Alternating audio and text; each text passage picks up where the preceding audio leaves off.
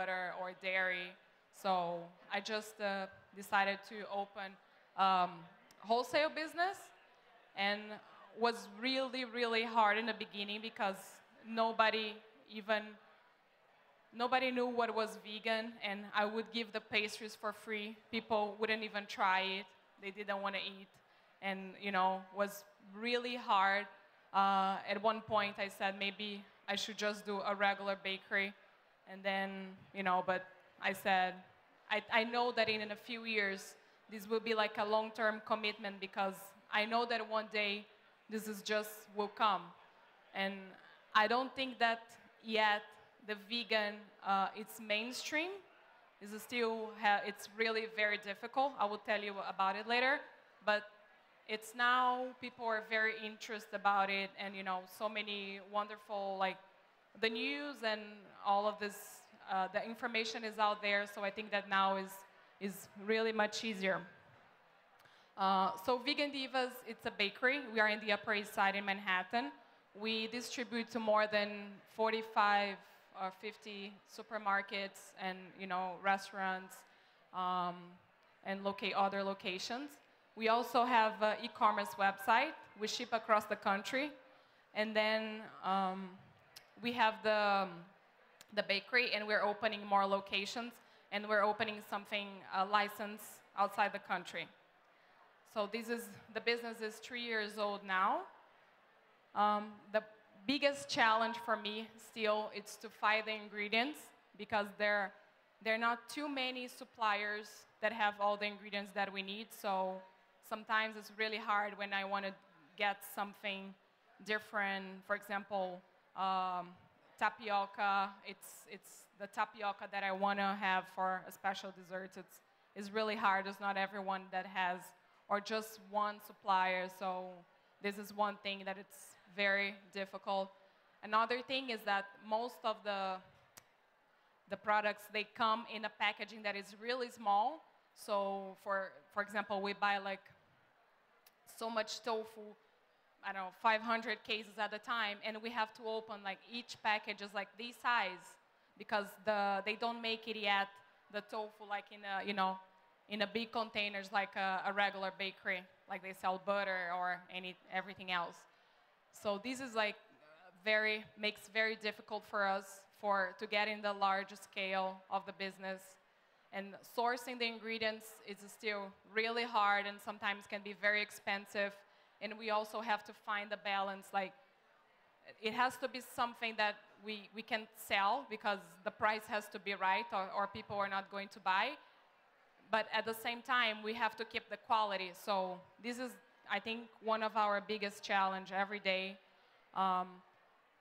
Because I learned with all these chefs and French chefs, and for me, it really has to taste good, and the presentation has to be beautiful. I love beautiful packaging. I buy all of my packaging in France. So I go every year to the 100 best chefs, pastry chefs in the world seminar. And one of the things that I do when I go there, not just to try to make them eat the dessert and make the dessert without butter, because they lead the business, the pastry business in the world, these guys, and they never heard about vegan, or they don't even know what is that, and they're just, poisoning people. But I think that the way that I can touch them and talk to them is just not imposing them what I do, but just trying to make they taste something different. And now, little by little, they're starting to make Pierre Hermé, Philippe Conticini, all of these famous French chefs. They're starting to make some recipes, with less butter or no eggs or without dairy, because they're learning now that the demand is creating a demand, and they know that they don't have just to sell a product. This is not just a business, they're really responsible for, you're feeding someone, and you're really responsible not to, just kill this person with diabetes and all of these problems that we have. Another challenge of this business, it's when I started looking for distributors. The distributors, they love the product, but it's hard for them to convince their sales team to sell this product because when they go to the markets, everyone wants to buy yogurt, ice cream, or dairy. Everyone buys milk, but nobody buys vegan desserts. So they have to spend much more time explaining to them, this is vegan, it's made of tofu, you have to put it in the freezer, you have to do these. So for them, they don't want to have this extra time selling the products in the wholesale customers, which was really hard. For me, this is one of the biggest challenge. But now I finally have a distributor that, they really see that it's in 1 or 2 years, hopefully, though this category of vegan desserts and pastries and baked goods will be in all the supermarkets across the country. So hopefully they will have the aisle or a section for the vegan desserts like they have the gluten-free, but we're not there yet. When the sales teams, they go to the supermarkets, they have to explain to them what is vegan. Most of them, they don't know. And, it's still, when we sell, it's really hard because they try to compare our product with a regular brownie. And of course, our product is a little bit more expensive because we use better ingredients. But for them, it's hard to say, I don't want to sell your product because it's more expensive, but they don't have anything else to compare. They don't have 50 other items to compare. They are vegan too, so they say, how come yours is $2.50 and the other one is $1? And I say, but it's vegan. And they say, but it's a brownie. So it's very challenging. Also for the consumer, of course, here everyone, maybe it's vegan or it's knowledgeable about vegan, but in the markets, people still, they don't know, why should I buy this? And then we really have to do a lot of demos, and because of the price. So this is another thing that we have to do. So I think that this business, we have already a regular business. It's a challenge to just be a bakery or whatever you manufacture, it's a challenge. But a vegan, I would say 10 times more because it's a movement that we're building now. It's starting, we're creating. So it's still like in the baby steps, and you have to invest everything. You have to educate people. We have to, it's great to have events like that. Then people can learn and can talk about, and we can spread the word. But for the business, it's really very complicated, and it's really harder because, it's just, you have to explain everything more than just to the consumer and to our customers. At the bakery, who goes to the bakery, they're not necessarily vegan. They just like the product, and because it's healthier, I think that after, they don't want to go back to a regular baked good. My husband, ironically, he's a very famous pastry chef, and he cooks with butter and eggs and cream. And now I have a lot of his customers coming to my place because they just can't eat that stuff anymore every day. And when they try our brownie, they say, wow, this is really tastes good, so I will try. I'm not vegan, but I will eat that again. And I think that for that reason, people, they change their palate, they change, the perception, and they have like a more accurate palate. It's really for me, it's one of the things that drives me on my business is just to see like the moms and the people, they're coming like, I have this intolerance of dairy, or my daughter can't have eggs, and finally I can find something that is not just vegan, but it's healthy.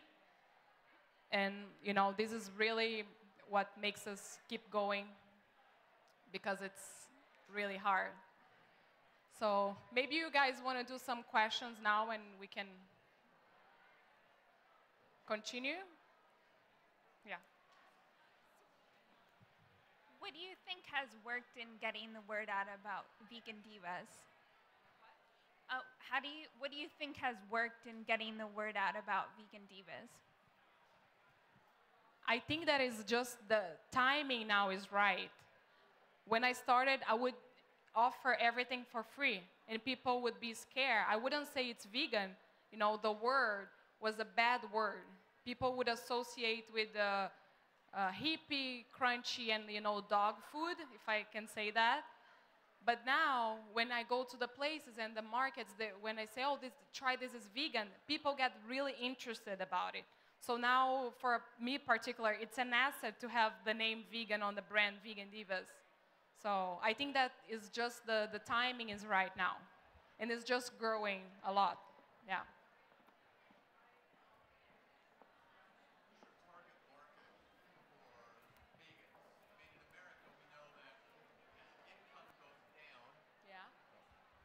Who's your target market for vegans? Because in America, as income and education go down, weight goes up.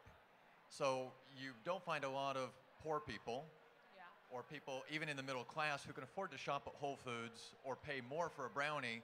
It's a lot less expensive. So who's really your demographic and your target market if you're going to start a vegan business of any kind? So it's mostly women. And then from 23 to 35 years old. And where places is California, Oklahoma, after San Francisco, of course, Chicago, Alabama, Las Vegas, and New York City, yeah. But I think that what we do is a little bit more upscale. And my goal is to make the product, to sell the product everywhere, every bodega, every supermarket, doesn't matter if it's cheap or not. But my goal is to sell everywhere and to give the chance for people that, I have a sweet tooth, and I think that everyone does. So my goal is to make the product affordable, the wholesale line, to everyone across the country.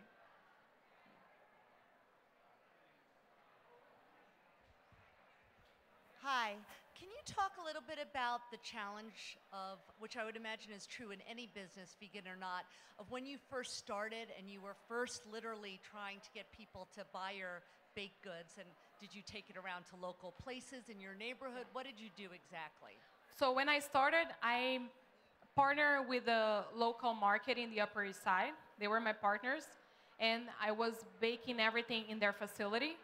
And we were selling in his place. So then we would do constantly sample of the products.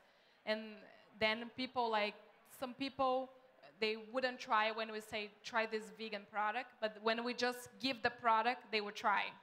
And after they like and they would buy and they would say, this is very expensive. So then you have to try it again and it's expensive. And at this time, 3 years ago, most of the people didn't know what it was vegan. It was just the gluten-free. And for me, I don't want to follow a trend.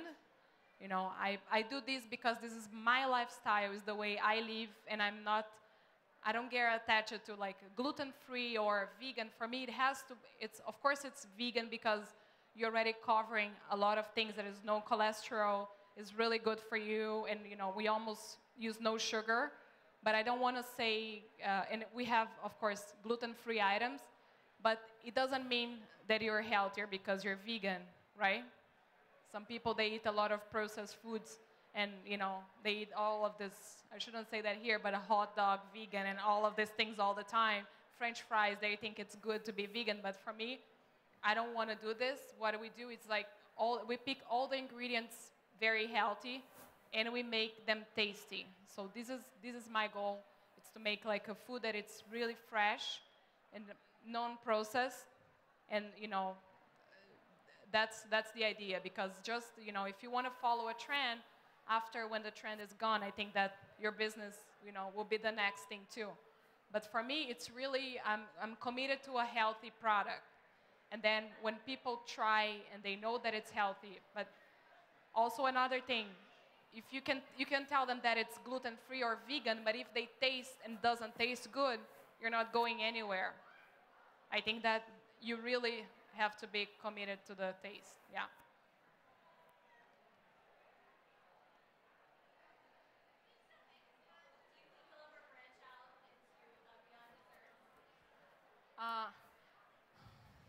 Yes. So if I want to branch out beyond desserts, yes. We have a quiche that we make, yeah, which is really great. But to make it that in like a big scale, we have to make it. It's a totally different process than the pastries and the baked goods. So for now, I just want to be the best in the desserts and the cakes, because then it's different to make savory sandwiches than baking. It's totally different. So we're now focused in the dessert. Now when we open another store next year, next year, we're going to have more options like savory because people, they want in the store more options. So, and we also have the ice cream there, the soft serve ice cream, which is great, yeah.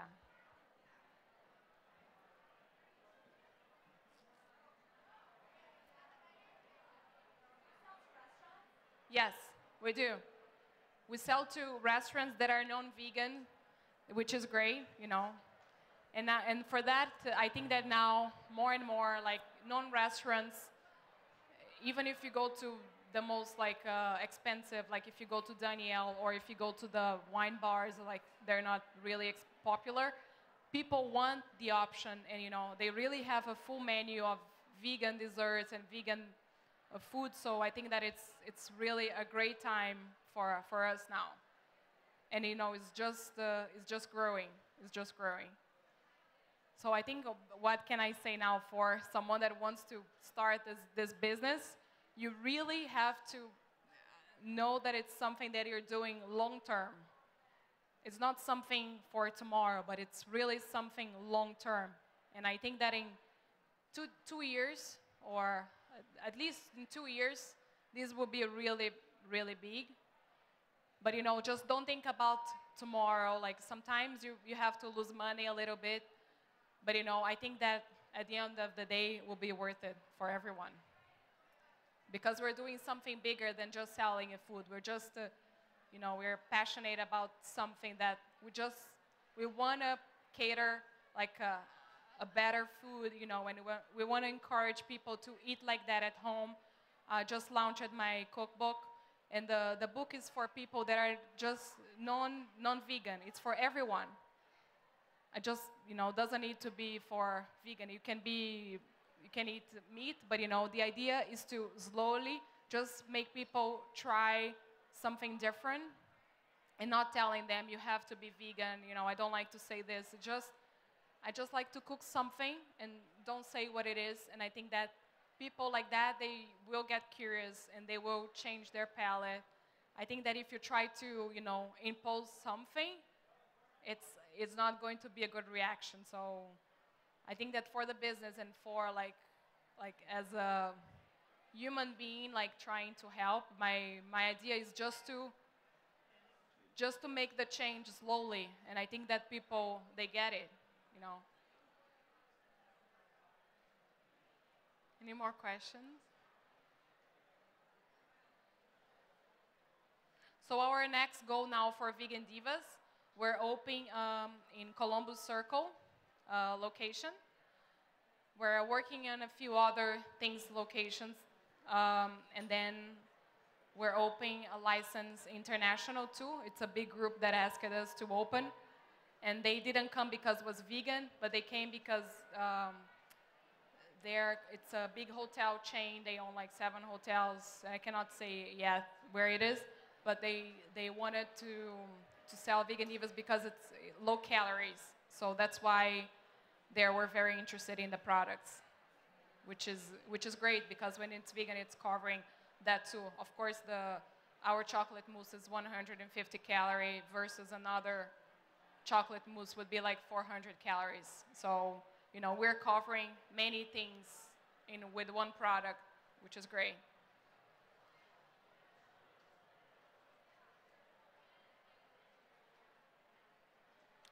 Any questions?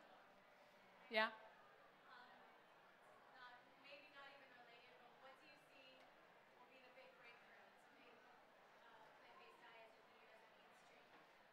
What?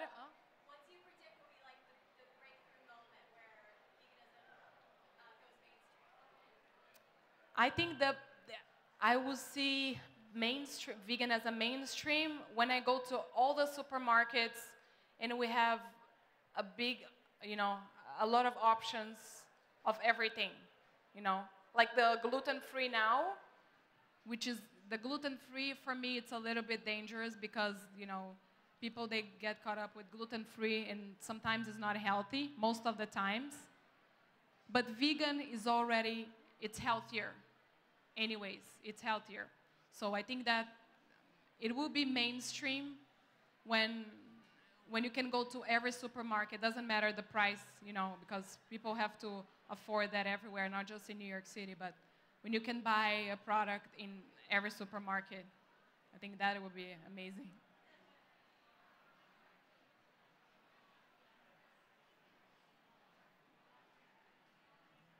Yeah.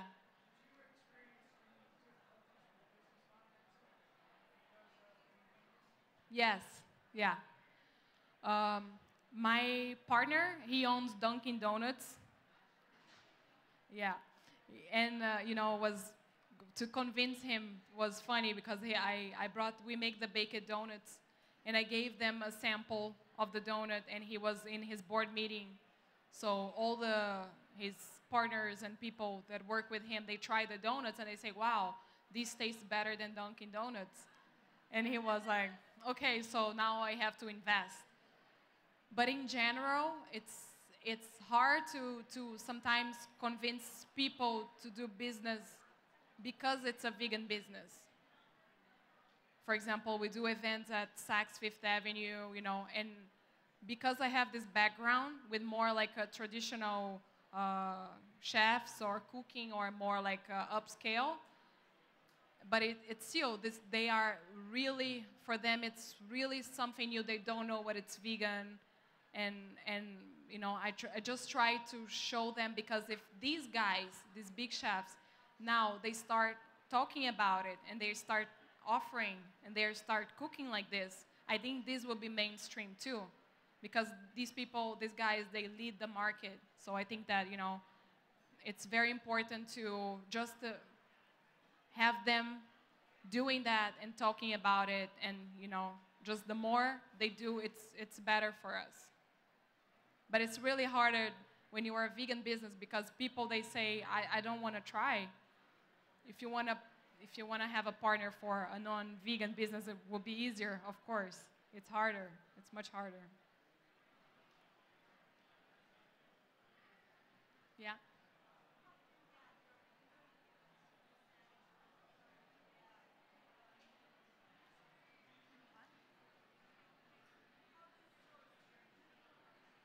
Ingredient.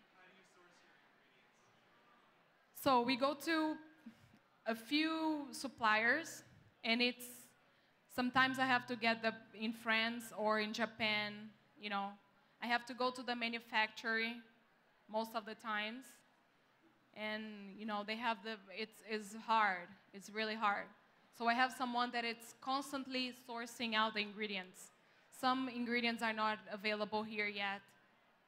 So sometimes I can't make something because we don't have the ingredient.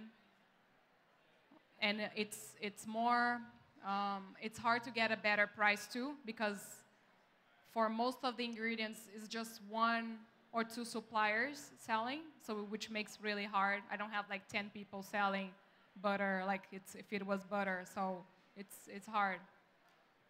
But it's becoming now more popular. I'm trying to get the other suppliers to start having a line of vegan, you know, ingredients, and I try to help them to go to other vegan business. This way they can buy more, you know, so they can have more different things available to everyone. Because if it's just me buying, he's not going to have an ingredient just for me. So I try to push him to sell to other people and, you know, but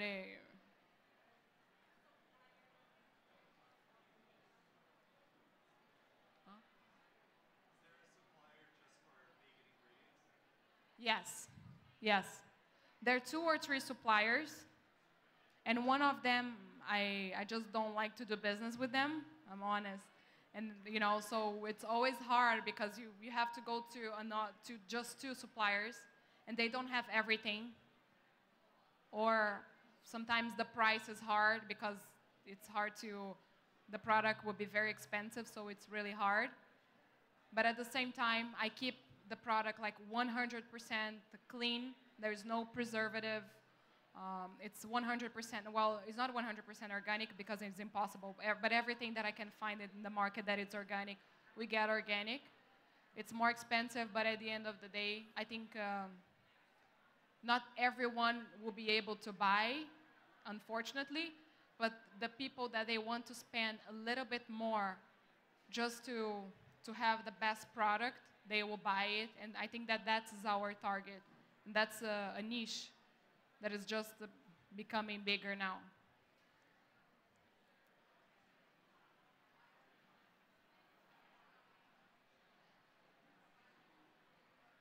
Any question? No?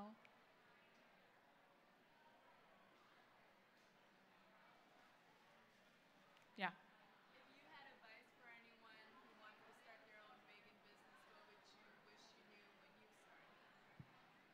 So if she's asking if I have an advice for someone that wants to start a vegan business. My advice is to start small. If you want to sell a product, just, first you ask your friends or people just to start in the small scale in your local markets or, and just try to get people tasting and get their opinion. And it really has to be something that tastes good, because if it's not because it's gluten-free that it's going to sell. And you really have to have your goal like really clear, because most of the times you will you want to give up because it's still really hard. Every day, every week I think like, why am I doing this? Why don't I just work for someone? It's just easier. But but I know that when I moved because I lost my dad very early with diabetes, and he was very sick. And when I came to America, I realized there was this huge crisis in the health population. I was working with the Coalition for Health School, and I used to go to all the public schools, and the kids, they wouldn't even know what was bean. They never ate beans in their lives, It was really sad. The first day I was like crying because those kids, they were just eating chicken nuggets, and the budget in the school is $1. So they were every day eating chicken nuggets and the worst quality of the burgers, and they were feeding them like all of this horrible food and dairy, and most of them, they were lactose intolerant. So America, it's really everyone. I think that we have to do something, and what I can do, is with the food, we can influence a lot with the food, through the food. So, yeah.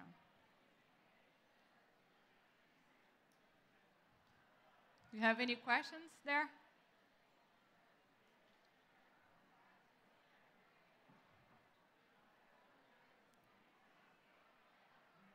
No? Okay. Well, thank you.